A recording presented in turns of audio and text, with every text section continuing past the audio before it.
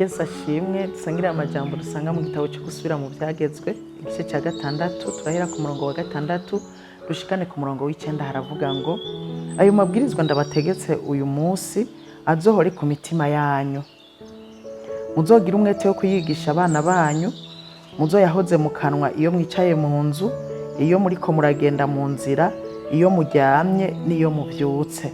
Muzoyabohere ku maboko yanyu, ababere ikimenyetso, muyashire ku ruhanga nk'icibutso, abe hagati y'amaso yanyu.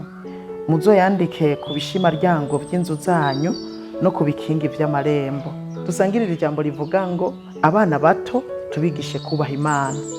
Bavyeyi, abana bato dufise turasabwa kubigisha amabwirizwa y'Imana, kandi si ibyo duhitamwo twebwe, ariko nsomye aya majambo y'Imana nasanze ari itegeko ry'Imana.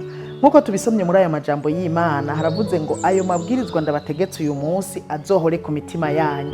Acarongera karavuga ngo muzogira umwete wo kuyigisha abana banyu.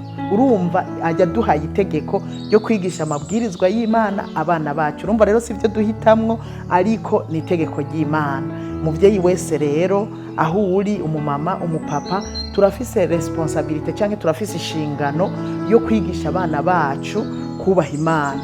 Amabwirizwa abana bayize bakiri bato birabafasha ko babikurana. Sinzi ko murabona no mu mashengero abana iyo bariko bagenda bafata amajambo y'Imana ku mutwe barayakurana. Mwobaza abana bakuriye mu mashure ajya yo kuwa Mungu, ayo twita ama Sunday school, abana bayakuriyemwo usanga bafise amajambo y'Imana bafashe ku mutwe ari mu mitima yabo bakuranye. Rero umwana kumwigisha ikintu akiri muto aragifata hanyuma akagikurana, niho batazovyibagira mu buzima bwa misi yose. Ibyo dukora bya misi yose tubikore, ariko abana bacu tubigisha kubaha Imana. Bizoba bifise intumbero yo kugira ngo abana bacu bakure bubaha Imana, bakure bayikunda, bakure bayishima, bagendere mu nzira zayo, ariko na cyane cyane bashobore kuyikorera n'imitima yabo yose bayikunze, bayinezererewe.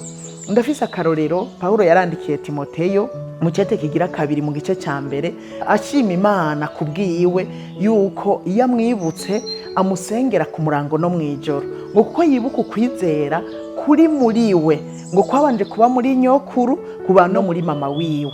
Urumva ukwizera kwabaye muri nyina, kuba no muri nakuru bagushize muri Timoteyo. Paulo acaravuga ngo ndizera ntakekeranya yuko kuri no muri we wenyene. Bisigura yuko Timoteyo nyina wiwe yari yaramwigishije kubaha Imana, biguma muri we. Paulo rero yibutsa Timoteyo yarumva munezererewe kuko yari afise ukwizera, akandi akabazi iyo yakuvanye mu bavyeyi biwe. Natwe abana bacu nitwabigisha kubaha Imana bakiri bato bazobikurana kandi bakure arabikimazi mu bwami bw'Imana. Nuko rero bavyeyi tugira umwete wo kwigisha abana bacu kubaha Imana bakiri bato.